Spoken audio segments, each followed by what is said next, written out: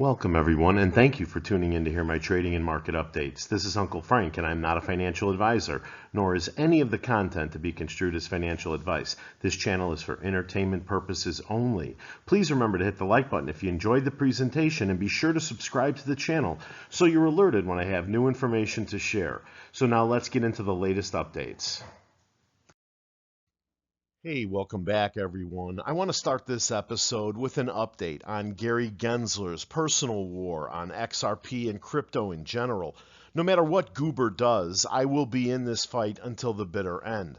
I know my coin XRP is the best mousetrap on the planet for cross-border payments and will be adopted by banks worldwide, and there's nothing the worst chairman of the SEC in stock market history can do about it. He will go down in history as presiding over the most corrupt, lawless markets, and if he thinks he's going to be the next Treasury Secretary, he's got another thing coming, because I know 3 million apes that will march on Washington before that ever happens, and the same thing goes for that sleaze Kenny Griffin.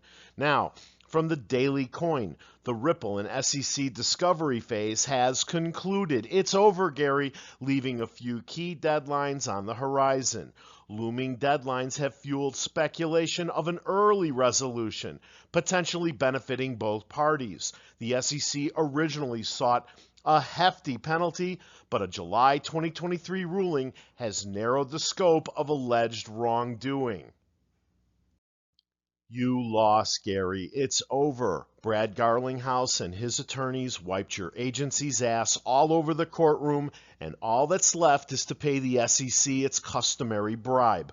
Only you're not going to get the $750 million you desired. You're going to get much less, chump. XRP is not a security, and it never was. It will never pay you a dividend because it's not a stock. It will never pay you interest because it's not a bond. Owning XRP does not represent ownership in Ripple because it's not an equity share. So here are the final dates we have to suffer through from the SEC's bullshit scheme on what I consider the purest, most meaningful play in the entire crypto space. March 13th, SEC files remedies-related brief. April 12th, deadline for motions opposing remedies proposals. And April 29th, final remedies deadline. The court determines penalties for Ripple's institutional sales. Now, the final verdict from Judge Annalisa Torres might not come until July or August unless they settle before then, but let me tell you what XRP fans have to look forward to. Now, this is not financial advice. I am not a financial advisor. I will never tell you to buy, sell, or hold any security or cryptocurrency. So after all the bullshit and taxpayer dollars wasted, here's what whoever asked the SEC to single out and attack Ripple XRP was trying to stop or delay. Number one, regulatory clarity. From August of last year, experts tout XRP as only crypto with regulatory clarity among 22,932 assets. I would add Bitcoin to that very short list. Project Rally to 125. That may be a little rich for now. Then, number two, mass adoption. From TradingView, breaking, U.S. banks adopt Ripple's XRP for international payments. And from the Crypto Basic, over 500 organizations now working with Ripple, with many using XRP as bridge currency. Number three, staking. XRP staking.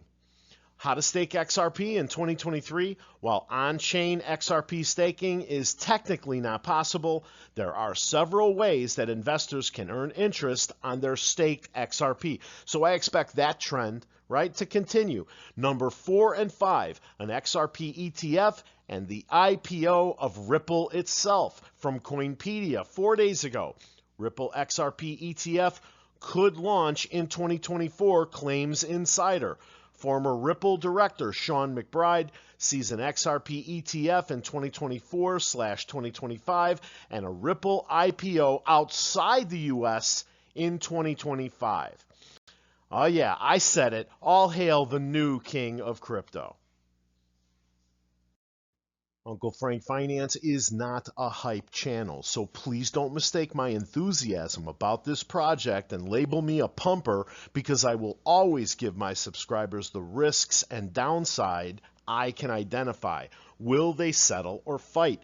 While negotiations for a settlement remain undisclosed, the upcoming deadlines and potential penalties create a critical juncture. A settlement could offer both parties a clear resolution, avoiding further legal costs and uncertainties. Meanwhile, the crypto community waits with bated breath for further developments, hoping a definitive conclusion to this high-profile legal battle with broader implications for the industry. On the flip side, even if they win, the legal battle has significantly dented Ripple's reputation and market cap, raising questions about their long-term viability. The SEC has options to appeal the ruling and pursue alternative legal strategies, prolonging the case and adding further uncertainty.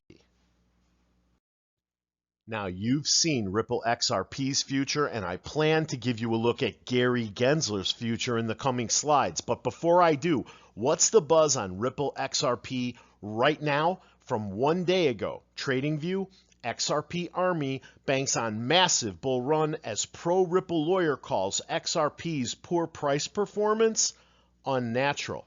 And 7 hours ago, Crypto News, traders watching XRP in ongoing Ripple SEC case, Nugget Rush is bullish. And from 3 hours ago, TradingView again, XRP's price plans to defy the odds as indicators flash green light.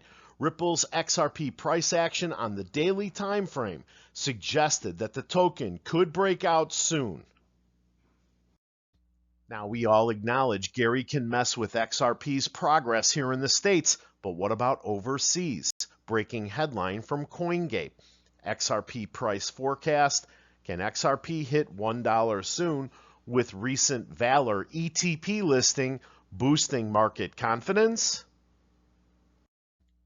From the article, Valor announcement paves new paths for cryptocurrency investment. Valor, a European digital asset manager, recently announced the launch of 2 new exchange-traded products, or ETPs, on the Nordic Growth Market, NGM, in Sweden, including one for XRP and another for Binance BNB.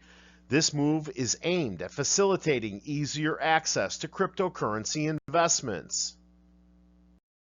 Now let me show you why this could be a significant development and a glimpse into the future.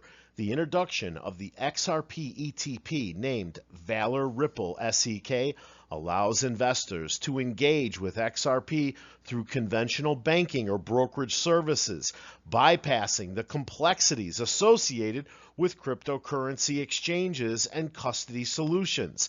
This development provides a secure and familiar route for investment.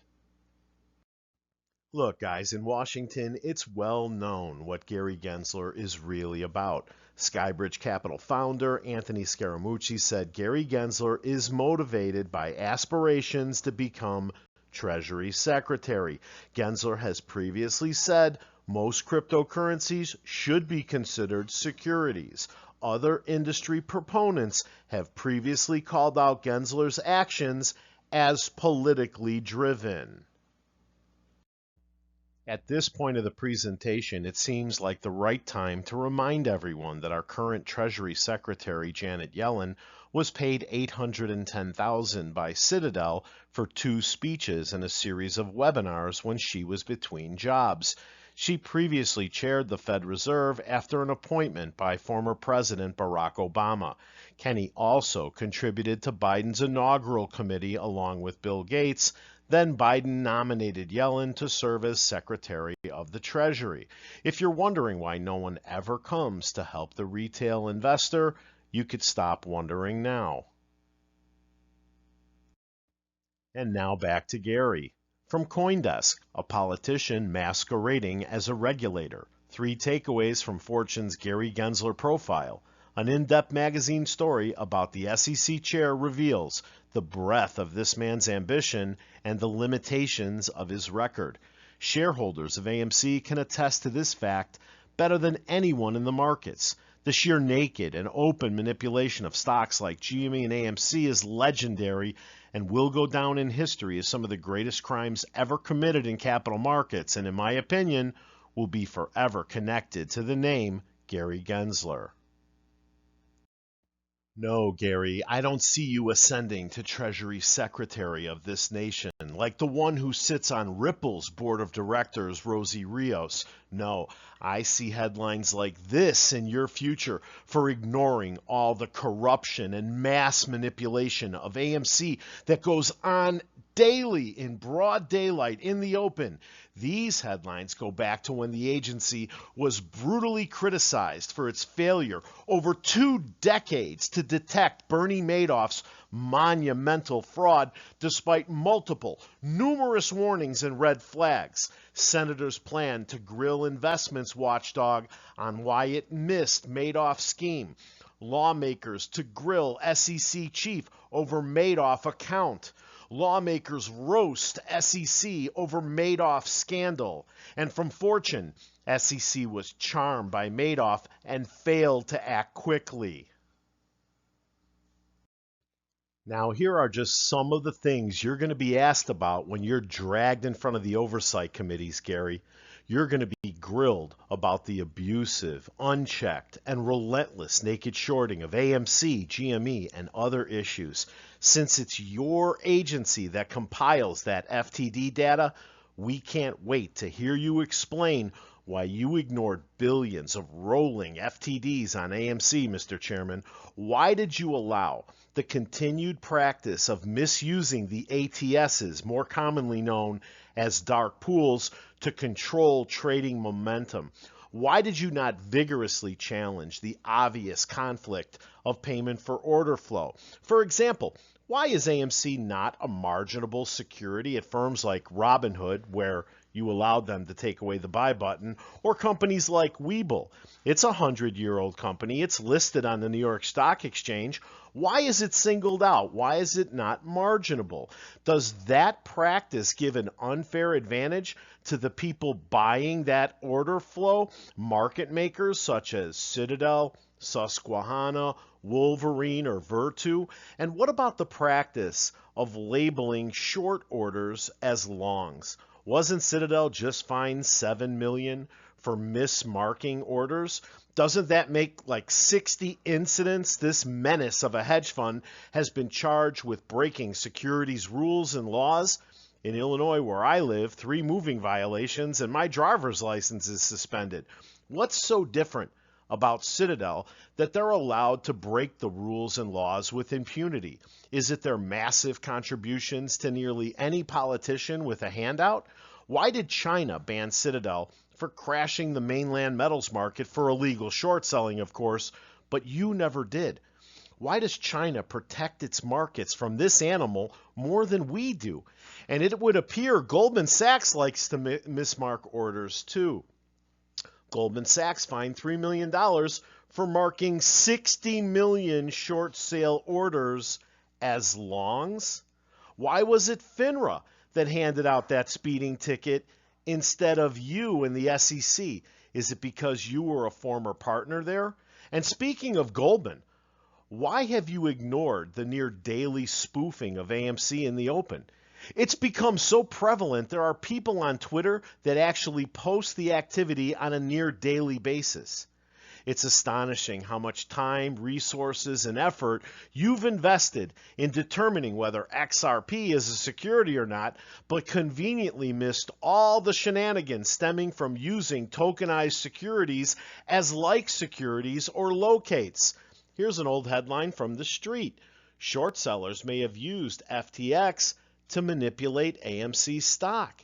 Gary, I may never be permitted to ask you these questions directly, but I promise you I will send every congressman or senator these questions along with a mountain of evidence to make sure you're grilled about every one of them. Now, here are some of the questions I've got for you, Gary. Didn't attorney Dan Berkovitz work under you at the CFTC? Then I believe he went to Wilmer Hale, where he may have accepted $2 million worth of work from Citadel and Citi. Then he joined you again at the SEC, but stepped down suddenly because he had dinner with Sam Bankman-Fried? Doesn't Wilmer Hale represent Carolyn Ellison of Alameda? Didn't you work with her dad at MIT? Did the SEC have anything to do with Sam Bankman-Fried being arrested the day before he was to appear before Congress? From what I hear, FTX hired one of your closest allies to serve as their lobbyist in Washington and then got an unprecedented direct meeting with you to plead their case. You know, that seems unusual to me. Oh, I have to say, all this shit seems kind of cozy, Gary. I have lots of questions for you, Mr. Chairman. In the spirit of fairness, Gary, I'm going to give you a hint about what I think the main focus of the investigation of you should be. Here's the headline from June of last year. SEC chair caught in Citadel market manipulation scandal. According to the article, SEC Chair Gary Gensler is facing market manipulation accusations by Citadel Securities and Citadel Market Maker. He is alleged to have shorted crypto-focused stocks like AMC Theaters and GameStop via Vanguard Group and BlackRock. The allegations have sparked a Change.org petition demanding Gensler's resignation for his failure to protect retail investors. Now, based on this report, we're going to need to ask Citadel Securities, Citadel Market Maker, BlackRock, and Vanguard to appear in front of Congress to testify about their knowledge of these matters. Now, guys, if you've never seen it, I want you to go watch the SEC get completely clowned in front of the House Financial Services Subcommittee on Capital Markets regarding the Bernie Madoff Ponzi scheme. I'd play it for you, but I don't feel like getting, completely kicked off YouTube. You'll especially enjoy Representative Ackerman tearing them all apart one at a time.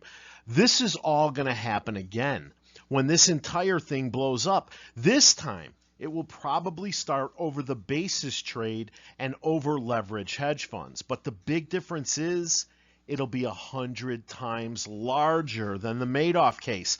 The SEC never caught Bernie Madoff. He turned himself in. They had whistleblowers, a decade worth of evidence. They just sat there and did nothing, exactly like they're doing now.